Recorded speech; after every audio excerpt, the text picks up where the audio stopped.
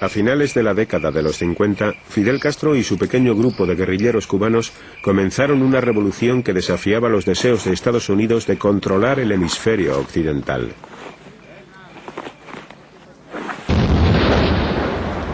No podíamos estar pensando en la Guerra Fría en aquel momento. Además, había alguna ingenuidad de nuestra parte. Creíamos que realmente existía un cierto orden internacional. Creíamos que existían ciertos principios internacionales. Creíamos que la soberanía de los países serían respetadas.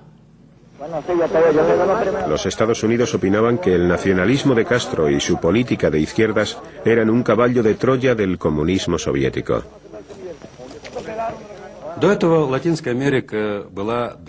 Hasta ese momento habíamos considerado a Latinoamérica como un continente distante, exótico, con el que prácticamente no teníamos relación alguna. La revolución cubana lo cambió todo.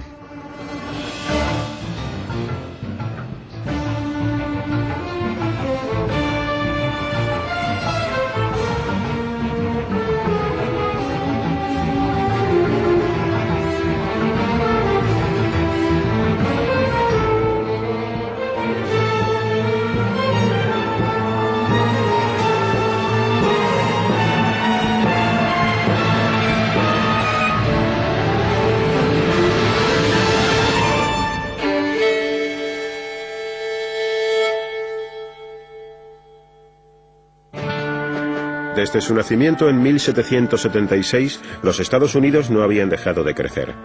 Donde no ondeaba su bandera, sus soldados o agentes intervenían a menudo. En los años 50, los guatemaltecos osaron desafiar a una compañía estadounidense que controlaba la mayor parte de su economía.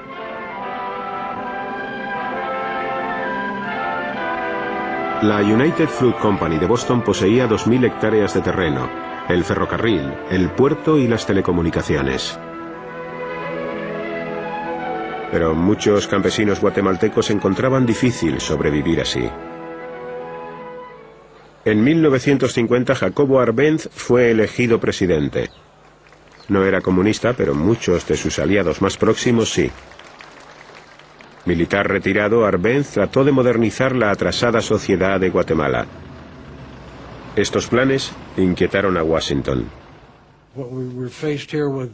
Aquí nos enfrentábamos obviamente a la intervención de un poder extranjero, puesto que estos partidos nacionales no eran realmente nacionales, ya que estaban siendo fundados, o al menos asesorados, por una potencia extranjera, por ejemplo la Unión Soviética. El gobierno de Arbenz, que llevaba en el poder desde el año 1950, no disfrutaba de ningún apoyo logístico de la Unión Soviética. Ni siquiera teníamos relaciones diplomáticas con ellos. No existía una delegación soviética en Guatemala. El presidente Arbenz puso en marcha un programa de reformas agrarias y compró tierras en barbecho para dárselas a los agricultores. En compensación, ofreció a los terratenientes el valor de lo que ellos mismos habían declarado en concepto de impuestos. A la United Fruit solo le ofreció por sus terrenos algo más. Respaldada por los Estados Unidos, reclamaba 16 millones. Vio que yo no me puse contento. Y me dijo que no te agrada la noticia. Entonces yo le dije, bueno, pero es que ahora vamos a tener que pelear en dos frentes. Vamos a tener que pelear con los finqueros internos y con los Estados Unidos. Mi homónimo en Guatemala, el director de la estación de Guatemala, estaba enviando informes también sobre la infiltración comunista al gobierno y, por supuesto, mencionó a José Manuel Fortuny y a otros antiguos comunistas estalinistas que estaban accediendo a puestos muy ventajosos en el régimen de Arbenz. En este punto muerto, los Estados Unidos nombraron nuevo embajador a John Purefoy. Purefoy ya había vivido las tentativas de los comunistas para hacerse con el poder en Grecia. Pero fue en esa ocasión le digo a Arbenz, señor presidente, todo esto de la United Fruit Company lo podemos arreglar. Podemos a que llegue a acuerdos satisfactorios la United Fruit Company. La United Fruit Company no es el problema. El problema son los comunistas que usted tiene en el gobierno. Nada menos que John Foster Dulles, que era el secretario del Departamento de Estado, era parte de abogados que eran los abogados de la United Fruit Company, y su hermano Alan era el jefe de la CIA, y que no les costó mucho pues convencer a su presidente, que en ese caso era un militar, el señor Eisenhower, para que les diera luz verde para derrocar al gobierno de Arbenz. U.S. Secretary of State Dulles takes the rostrum to urge united action by the Americas to outlaw international communist intervention in the Western Hemisphere. This conference was shocked by the dastardly attack on members of the United States Congress by those who professed to be patriots. They may not themselves have been communists, but they had been subjected to the inflammatory influence of communism, which avowedly uses extreme nationalism as one of its tools. Una vez más, Arbenz vistió su uniforme de coronel. Guatemala se preparaba para la guerra.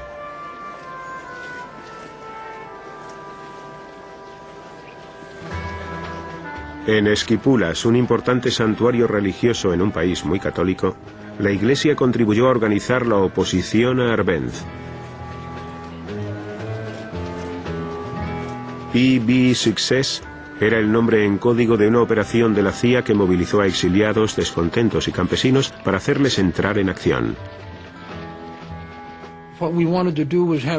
Queríamos orquestar una campaña de terror para asustar a Arbenz en particular y también a sus soldados. Igual que los bombarderos Stuka alemanes aterrorizaron a la población de Holanda, Bélgica y Polonia al comienzo de la Segunda Guerra Mundial y dejaron a todo el mundo paralizado.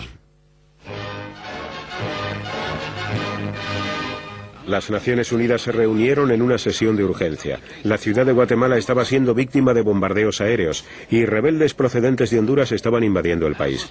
La CIA hizo que cundiera el pánico, pero Washington negó cualquier responsabilidad. The information available to the United States thus far strongly suggests that the situation does not involve aggression, but is a revolt of Guatemalans against Guatemalans.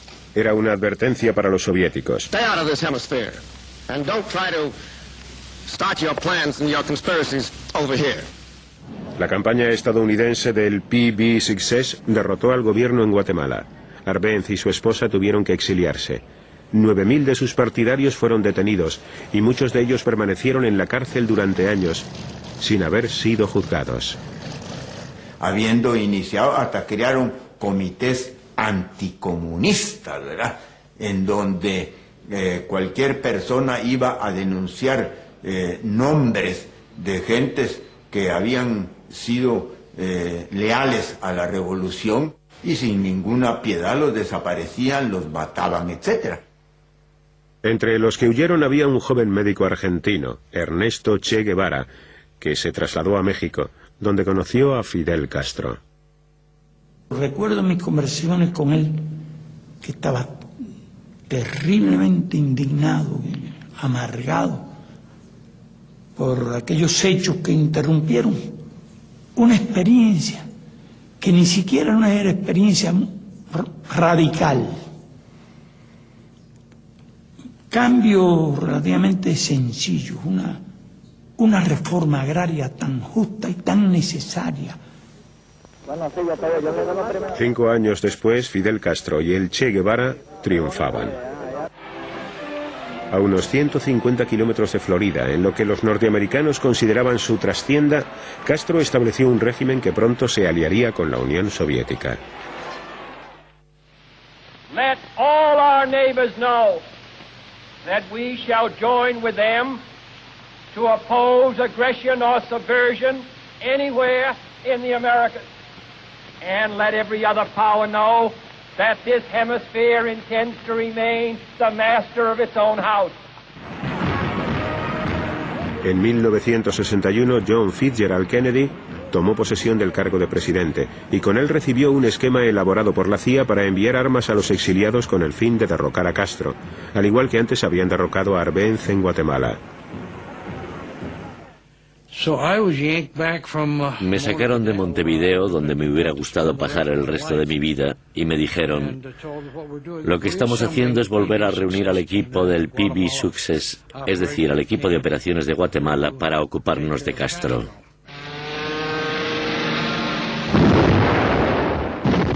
En la bahía de Cochinos, las fuerzas de Castro hicieron retroceder a los invasores enviados por la CIA. Castro se sentía seguro y era un líder querido por millones de cubanos en Cuba, por lo que la situación era bastante diferente a la de Guatemala. Y los gusanos, los privilegiados, los parásitos y los hijos de los parásitos que quieran enarbolar la bandera vergonzosa del crimen y de la traición a la patria, sepan que no se van a enfrentar con señoritos, sepan que se van a enfrentar con hombres.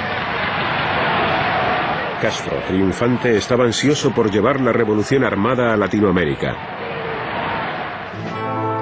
Para combatir el desafío lanzado por los cubanos, los Estados Unidos establecieron en su zona del Canal de Panamá una sofisticada escuela. Allí se entrenaba a soldados de todo el mundo para contrarrestar la insurgencia.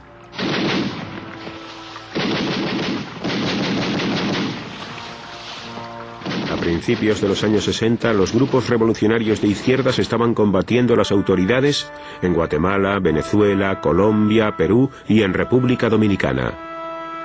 Marines are ordered into the revolt-torn small island country by President Johnson. 500 Leathernecks are put ashore by helicopter. En 1965 los marines de los Estados Unidos entraron en combate con los dominicanos, que estaban tratando de volver a colocar en el poder a su presidente electo. The American nation cannot, must not, and will not permit the establishment of another communist government in the Western Hemisphere. Если Советский Союз La Unión Soviética, y en especial desde que Brezhnev subió al poder en 1964, observaba el principio de la coexistencia pacífica, de la de tanto distensión y de la relajación de las tensiones internacionales. Pero los cubanos tenían una teoría que se podría describir como: queremos tener 100 Vietnams. El Che Guevara estaba detrás de ese llamamiento a los 100 Vietnams. En 1965 viajó al Congo y más tarde al corazón de Sudamérica para promover la causa de la revolución violenta. A finales de 1967, los instructores estadounidenses que estaban entrenando a tropas bolivianas le tendieron una trampa al Che Guevara. En más de una oportunidad nos dijo: se nos aproxima el último combate. Hay que prepararse para él. Hay que tener muy en cuenta que ninguno debe ser prisionero, especialmente los cubanos. Consiguieron capturar al Che Guevara vivo. Unas horas más tarde, un disparo acabó con su vida. 5 miembros del grupo de Guevara escaparon a la capital de Bolivia, La Paz. Específicamente, cuando nosotros llegamos a La Paz, logramos hacer contacto con Salvador Allende en Chile. Nos mandó toda su ayuda. Puso todo su partido en función de nuestra salvación.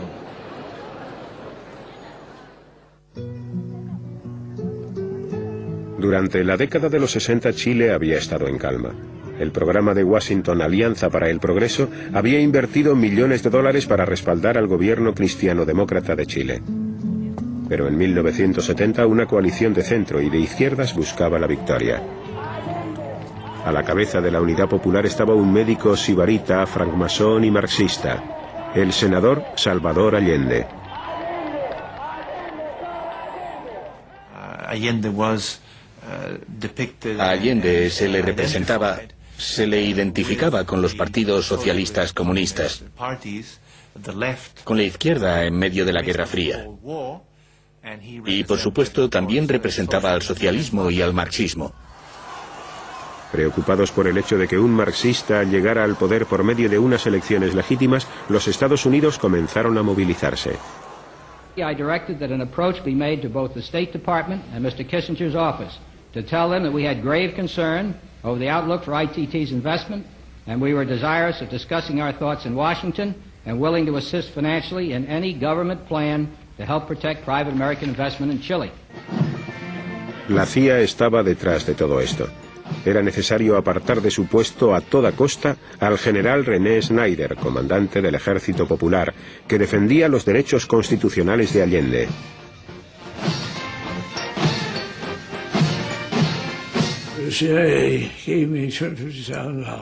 La CIA me dio $250.000 para que nos deshiciéramos de Snyder.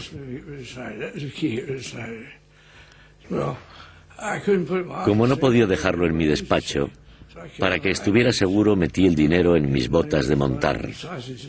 Estaba envuelto como si fueran salchichas, en paquetes alargados. Solo yo lo utilicé, nadie más. Pero al final no hubo que recurrir al dinero que la CIA había enviado para desbancar al general Snyder. Otros conspiradores lo asesinaron. Esta muerte conmocionó a la nación. Políticos moderados se unieron a Allende, consolidando así su victoria en las elecciones.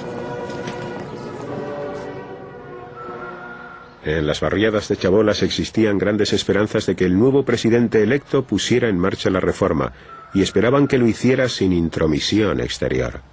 Que los Estados Unidos tienen que respetar el derecho de los pueblos a desarrollar su economía en la forma que necesita o desea.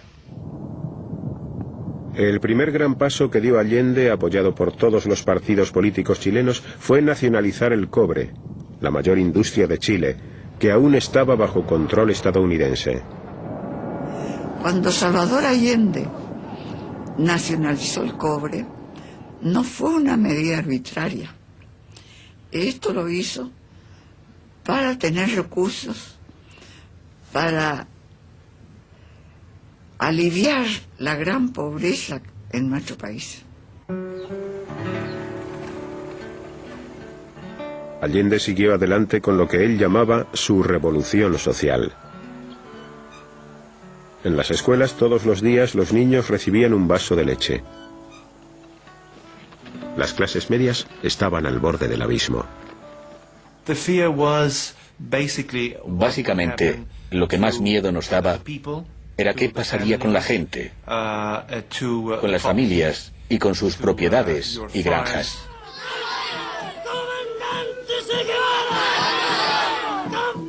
En el medio rural chileno, los campesinos, cantando consignas procubanas, comenzaron a apoderarse de las tierras. Lo que sucedió después confirmó todos nuestros temores, porque el gobierno, por su parte, comenzó a expropiar las tierras, comenzó a expropiar la industria. Poco a poco el Estado se estaba haciendo con el control de la economía de Chile.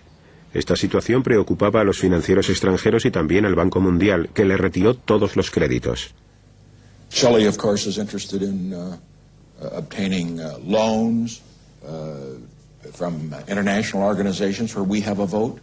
And I indicated that wherever we had a vote, where Chile was involved, that unless there were strong considerations on the other side, that we would vote against them. En noviembre de 1971, Fidel Castro llegó para respaldar la política de cambios de Allende, que había salido elegida en las urnas. Apoyamos totalmente su política. Preparamos a alguna gente para la seguridad personal en la cual teníamos experiencia, porque habíamos tenido que defendernos de aquellos que querían liquidarnos. Y esa experiencia se la transmitíamos a él porque pensábamos que tenía enemigos que podían tratar de atentar contra su vida. El peligro no solo procedía de la derecha.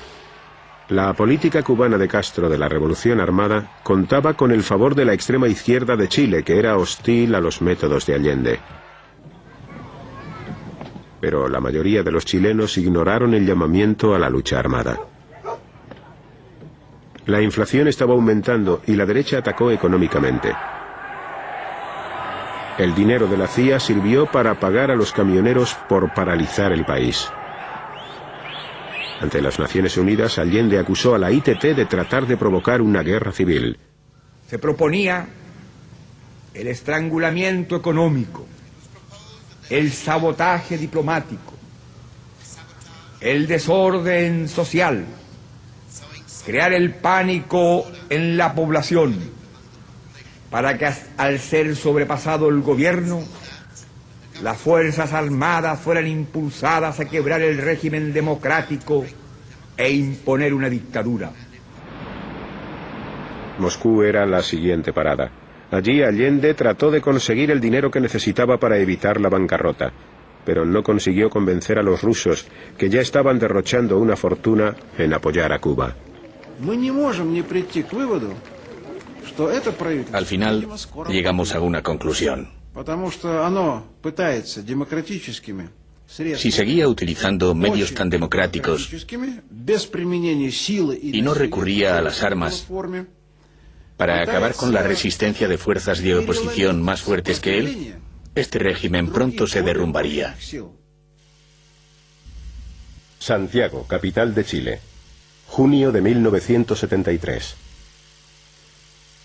La popularidad del gobierno crecía sin cesar, y algunos oficiales militares de derechas frustrados tomaron las calles en una tentativa de golpe de Estado. Mientras que la prensa de todo el mundo presenciaba el fallido intento de golpe militar, un reportero sueco, Leonard Hendriksen, con su cámara aún en funcionamiento, fue abatido a tiros.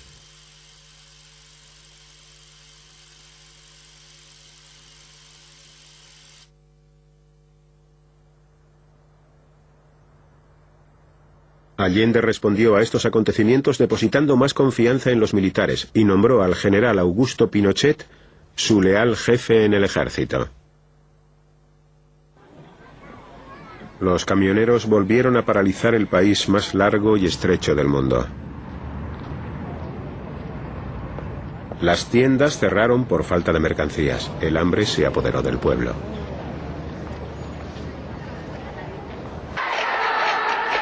Las amas de casa se echaron a la calle golpeando cazuelas y sartenes como símbolo de su protesta. La extrema derecha comenzó a urdir sus tramas. Lo cierto es que la situación cada vez era más ominosa. Y entonces tuvimos la posibilidad de acceder a determinada información, y no porque estuviéramos en contacto con los conspiradores, porque no era así. Poco después del mediodía del jueves 11 de septiembre, por orden del general Pinochet, aviones Hunter británicos descendieron en picado sobre el Palacio Presidencial de la Moneda, ocasionando incendios que arderían durante semanas. Mi mujer y mis hijos estaban en casa, y desde allí veían perfectamente los aviones que volaban sobre nosotros, para luego descender y lanzar sus bombas sobre la Moneda. Esa mañana, desde la Moneda, Allende había emitido un comunicado para toda la nación. Trabajadores de mi patria, tengo fe en Chile y su destino. Sigan ustedes sabiendo que mucho más temprano que tarde, de nuevo, abrirán las grandes alamedas por donde pase el hombre libre para construir una sociedad mejor. ¡Viva Chile! ¡Viva el pueblo! ¡Vivan los trabajadores! Horas más tarde, Allende estaba muerto. Él decía que él no saldría vivo de allí, que él moriría defendiendo la Constitución de Chile. Y cumplió su palabra. El general Pinochet pronto dejó su huella en el país. En la capital, los sospechosos fueron congregados en el Estadio Nacional. A muchos de ellos, como el cantante de música folk, Víctor Jara, nunca se les volvió a ver con vida. I know that he behaved with great moral courage. I know that he was a sort of source of strength to his fellow prisoners. I know that he sang there. I know that they beat him down. I know that they broke his hands or his wrists. And I know that after 2 days they killed him off. Muchos no volvieron, tampoco Manuel.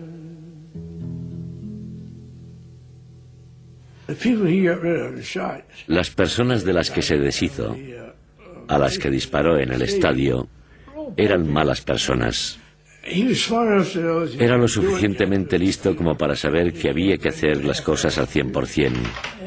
No se puede ser un papanatas y hacer un poquito allí y otro poquito aquí. Él entró con fuerza allí y lo hizo.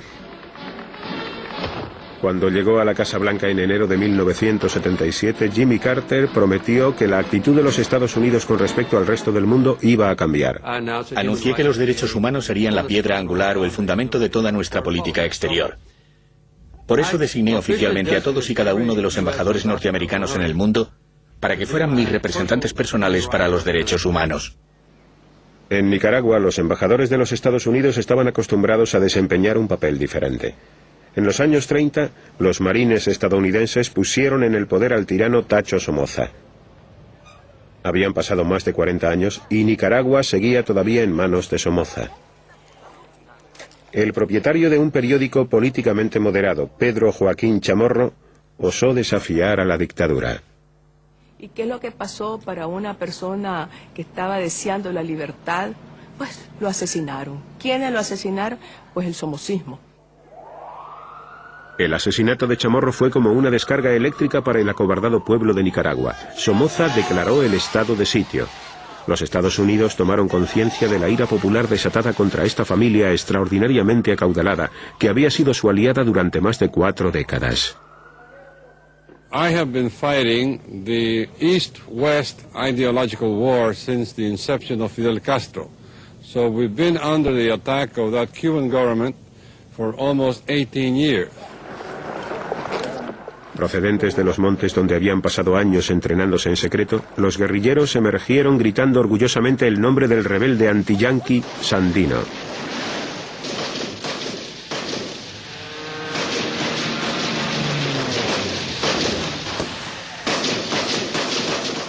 Pero en la ciudad de Estelí, los tanques de Somoza, que eran los utilizados por los estadounidenses durante la Segunda Guerra Mundial, consiguieron la victoria.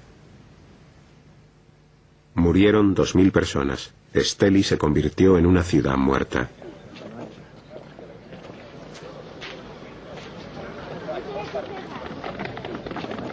Los sandinistas se reorganizaron enfrentando sus armas contra las fuerzas de Somoza.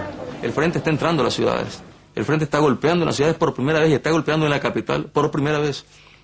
De esa manera, en toda su historia.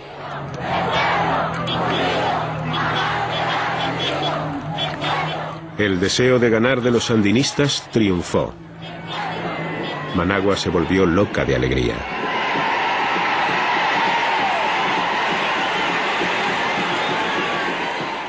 Jimmy Carter había salido muy tarde de allí, sin abandonar a los Somoza ni aceptar al nuevo gobierno sandinista. Yo solo decía a Carter de que Estados Unidos rectificaran sobre todo el daño que le habían hecho históricamente a nuestro país. Es decir, nosotros en nuestro himno teníamos y tenemos una consigna que dice Yankee, enemigo de la humanidad. Y la verdad es que le decíamos que para poder ir eliminando esa estrofa tendría que cambiar la actitud del imperialismo en el mundo. Los Estados Unidos no aprendieron la lección. La marea del conservadurismo, que poco después llevaría a Ronald Reagan al poder, estaba subiendo. En Nicaragua, las tierras de Somoza fueron repartidas y los monopolios de la familia expropiados. La educación y la sanidad estaban al alcance de todos. Pero había gente a la que no gustaba la revolución. a toda aquella persona que no estaba de acuerdo con la política del régimen sandinista era sujeto a confiscación y era sujeto a encarcelación y era también expuesto a la muerte. Muchos de ellos fueron incluso asesinados solamente por no estar de acuerdo en esas cosas con el Frente Sandinista. En la sombra, los que se oponían a la revolución planeaban su venganza.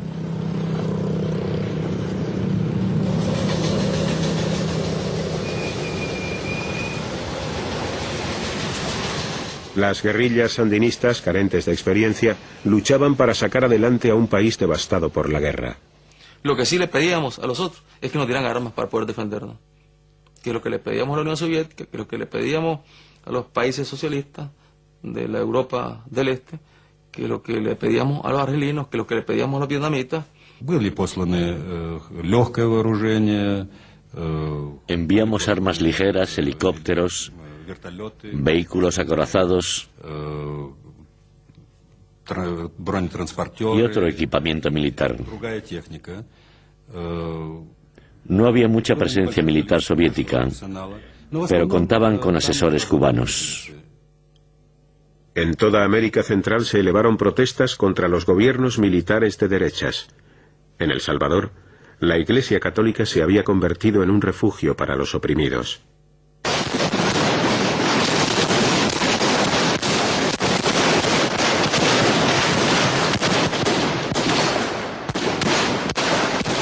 En los mismos escalones de la Catedral de San Salvador, los militares decretaron que había que poner freno a quienes se manifestaban en favor de los derechos humanos.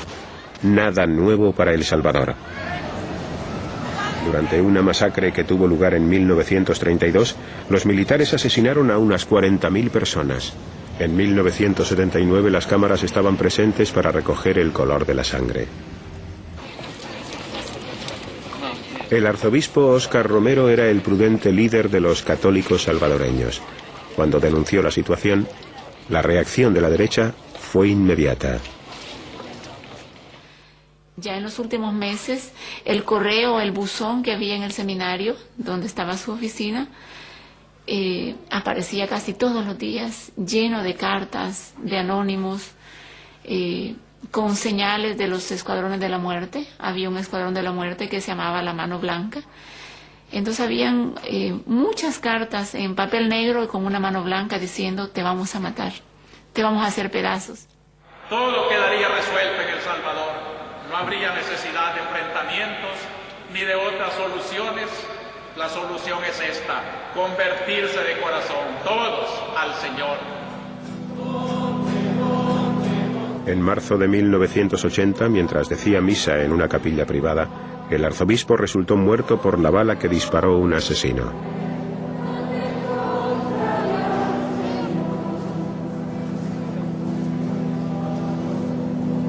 En su funeral, los militares golpearon de nuevo.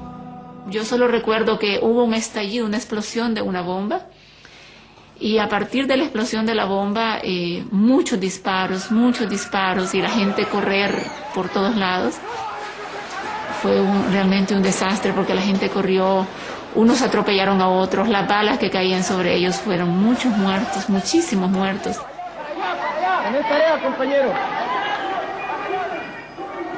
El hecho de que el arzobispo de San Salvador hubiese sido asesinado, que era como la máxima representación de la iglesia y que no les había importado asesinarlo, prácticamente hizo que todos nos sintiéramos sin protección, diciendo esto: o nos vamos a la lucha abierta, al monte, como decíamos, o nos van a matar a todos aquí en la ciudad. El 3 de diciembre de 1980, 3 religiosas estadounidenses y una trabajadora laica salieron del Aeropuerto Internacional de San Salvador y emprendieron el largo camino a la ciudad. En el trayecto, las violaron y las mataron. Sus cadáveres fueron hallados en una tumba poco profunda.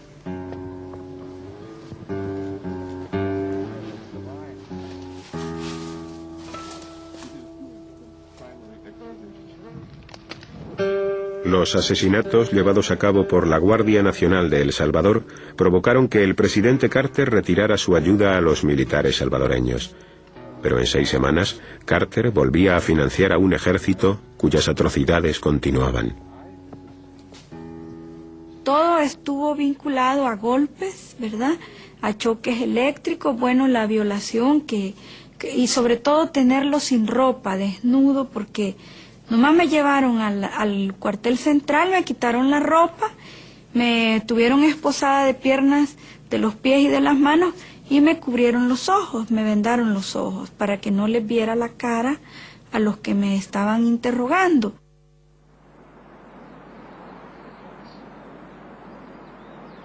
En la ciudad, aquellos que eran sospechosos de simpatizar con la guerrilla eran presa fácil para las fuerzas del gobierno. Por la noche se deshacían de los cadáveres y los dejaban en terrenos baldíos o en las calles de la ciudad.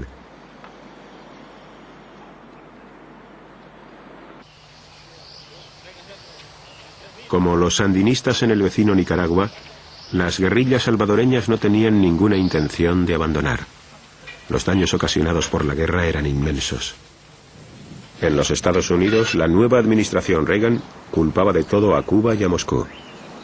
What we are watching is a 4-phased operation. Phase 1 has been completed, the seizure of Nicaragua. Next is El Salvador, to be followed by Honduras and Guatemala. It's clear and explicit. There is a Caribbean domino theory that's unfolding. Well, I wouldn't call it necessarily a domino theory. I would call it a priority target list. A hit list, if you will, for the ultimate takeover of Central America. Mire, realmente si hubiese existido ese plan maestro soviético-cubano, habríamos ganado la Guerra Fría. Si realmente hubiera existido un plan maestro. Pero desgraciadamente no existía ningún plan maestro. Todo lo contrario, la acción de Cuba chocaba con los intereses en ese momento soviéticos.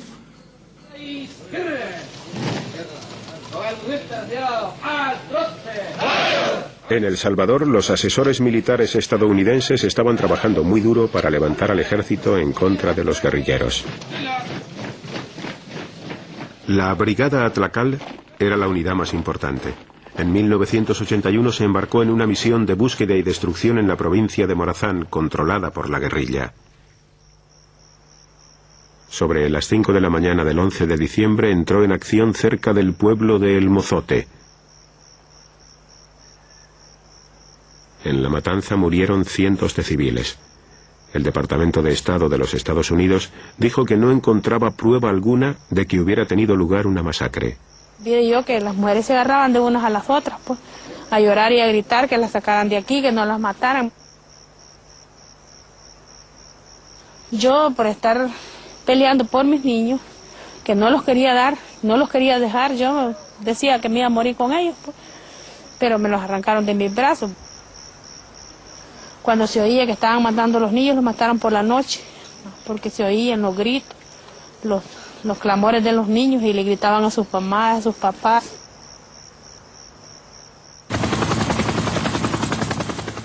Mientras que la administración Reagan se movía para sostener a la derecha en El Salvador y para derrocar a la izquierda en Nicaragua, la vecina Honduras se convirtió en una base para todo tipo de actividades estadounidenses. Honduras era la base donde los soldados eran entrenados para derrocar el gobierno de Nicaragua. Estas eran las fuerzas de la Contra. Algunos de ellos eran antiguos miembros de la Guardia Nacional de Nicaragua. Pero muchos otros no eran más que campesinos procedentes de las zonas montañosas, situadas entre Honduras y Nicaragua. Estas personas siempre habían estado en guerra con alguien, y en muchos aspectos no eran más que un grupo de cuatreros. La Contra fue fundada desde Washington. Su guerra secreta enojó al Congreso de los Estados Unidos. La enmienda que presentó Boland, diputado por Massachusetts, recortaba los fondos de Reagan para armar a la Contra nicaragüense. We are complying with the law, the Boland amendment, which is the law. We're complying with that fully. And Does that mean we are not arming or supplying any of the dissidents along the border, the Honduran border? I am not going to get it. I could not and would not possibly talk about such things. Washington estaba planeando otra pequeña guerra. En la isla caribeña de Granada, donde la reina Isabel de Gran Bretaña seguía siendo la cabeza del Estado, un gobierno de izquierdas estaba utilizando a contratistas cubanos para construir un nuevo aeropuerto para turistas. Estados Unidos sospechaba que detrás se escondía un motivo estratégico. En octubre de 1983, cuando el primer ministro Maurice Bishop, de ideología izquierdista, fue asesinado por marxistas más radicales, Washington tenía un plan de invasión preparado para que Reagan le diera el visto bueno.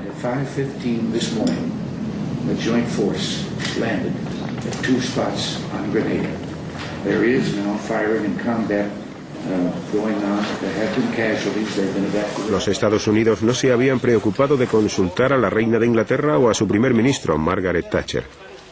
Todo terminó en pocos días. La verdad es que me enteré de la invasión de Granada por el presidente de Honduras, que me llamó y me dijo, ¿sabes lo que está pasando? Yo le respondí, bueno, tengo una idea, pero no sé nada seguro. Y me dijo, estáis invadiendo Granada, así que por favor dile a las tropas que cuando hayan terminado allí se den una vuelta por Nicaragua. Muchos acogieron con entusiasmo a los estadounidenses. En 6 semanas, después de haber hecho su trabajo y de mejorar la imagen del presidente Reagan, las tropas de los Estados Unidos regresaron a casa. En Nicaragua, la cruzada de Reagan contra los sandinistas adquiría proporciones cada vez mayores. Los sandinistas necesitaban desesperadamente una divisa fuerte para sus exportaciones y para devolver los préstamos al banco. Como solo poseían un puerto que se pudiera utilizar, decidieron que había llegado el momento de poner minas en la bahía de Corinto, y a la vez se aseguraron de que le notificábamos al Banco Lloyds de Londres que allí había minas. Así presionaron a las compañías navieras para que se mantuvieran alejadas de aquí. Pues bien, funcionó. Las preciosas reservas de petróleo de Nicaragua se convirtieron en humo. La economía se tambaleaba. Y mientras tanto había que encontrar la manera de contener la invasión de la Contra, respaldada por los Estados Unidos. Los sandinistas pidieron ayuda a los soviéticos. Los dirigentes en Moscú no querían provocar a los Estados Unidos para que enviasen más ayuda militar a la Contra y al gobierno de Honduras. Por eso, cada vez que los sandinistas enviaban una petición a Moscú, la rechazaban educadamente. Los sandinistas, con la ayuda de Cuba, juraron defender sus fronteras y la revolución.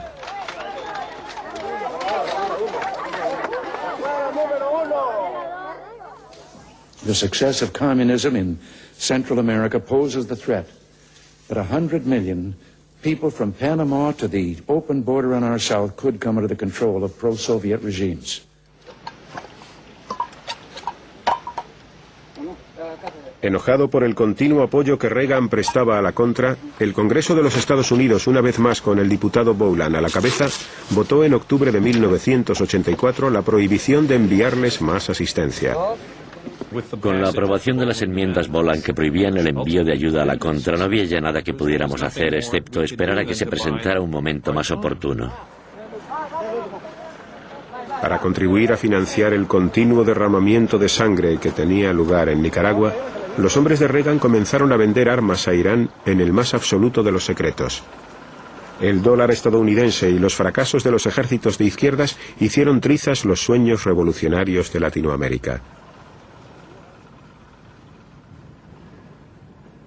Estados Unidos vieron en esa lucha un peligro para sus intereses, porque creían que esa lucha era lucha de los comunistas, y no nos vieron a nosotros como ciudadanos que lo que queríamos era un país democrático, un país con más justicia social, un país con oportunidades para la mayoría. La Guerra Fría en América Latina secó las vidas de cientos de miles de personas. Solo en Nicaragua, 50.000 personas murieron durante la Revolución Sandinista y otras 50.000 en la Guerra Civil. Fue atroz. Hubo muchos muertos, mucho sufrimiento, muchos refugiados y muchos movimientos populares. Por otro lado, creo que para justificar la intervención en este país existen unos argumentos tanto o más convincentes que los que se han utilizado en otros casos. Si no hubiéramos hecho nada para evitar que los regímenes comunistas se estableciesen en otros países de Centroamérica diferentes de Nicaragua, el comunismo hubiera triunfado en El Salvador, luego en Guatemala y posiblemente también en Honduras durante los años 80. Y si no hubiéramos tomado las medidas que tomamos, el sufrimiento inmediato hubiera sido considerablemente mayor. El líder sandinista Daniel Ortega pide al pueblo de Nicaragua su voto para acceder a la presidencia. El anterior presidente de los Estados Unidos, Jimmy Carter, estaba presente para comprobar que todo fuera legal. Sorprendentemente, Violeta Chamorro, la contrincante de Ortega, resultó victoriosa por un estrecho margen. Washington había invertido unos $10 millones para promocionar su campaña.